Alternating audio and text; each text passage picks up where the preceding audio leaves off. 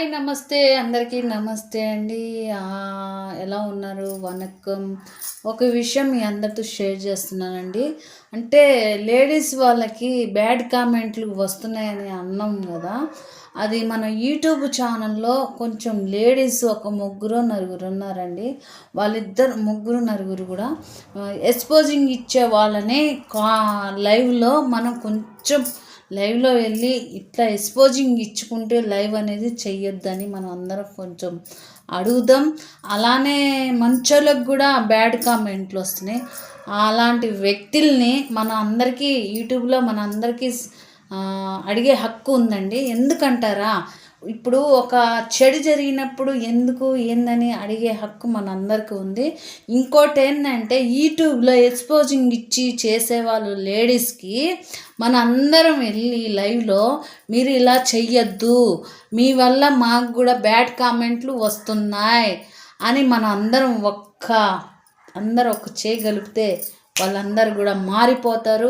అలా ఎక్స్పోజింగ్ ఫోజులు పెట్టరు. ఇంకోటి ఏంటంటే బ్యాడ్ కామెంట్లు కూడా రావు.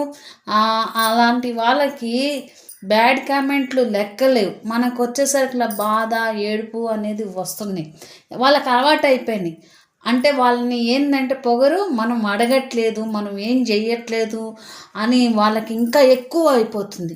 ఇంకో ఆమె అయితే ఇక్కడ దాకా గౌన్ వేసుకొని ఎక్స్పోజింగ్ ఇస్తుంది. అసలు మీరు ఆడాలా మగోలా అర్థం కావట్లేదు. మీ వల్ల బ్యాడ్గా వేరే వాళ్ళకి కూడా వస్తున్నాయి కామెంట్లు.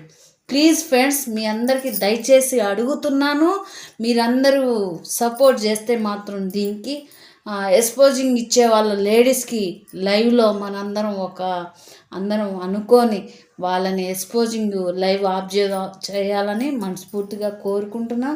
మన అందరికీ బ్యాడ్ కామెంట్లు రావు. ముందు వాళ్ళని ఆఫ్ చేస్తే మాత్రం మనందరికీ బ్యాడ్ కామెంట్లు కూడా రావు. ముందు వాళ్ళని ఆఫ్ చేయాలి. తోలు తీస్తే మాత్రం ఆ లైవ్ ఆఫ్ చేస్తారు.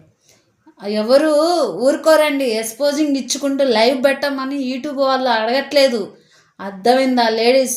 ఇది ఇంకా నేను సీరియస్గా తీసుకుంటే చాలా దూరం పోతుంది. ఎక్స్పోజింగ్ చేసే వాళ్ళ లైవ్లని క్లోజ్ చేయండి. అందరికి బ్యాడ్ కామెంట్లు వస్తున్నాయి. వాళ్ళ వల్ల మంచోళ్ళకి కూడా బ్యాడ్ కామెంట్లు వస్తున్నాయి. మీరు సపోర్ట్ చేయండి ఫ్రెండ్స్. నేను అడిగేది ఇదొక్కటే. జై హింద్.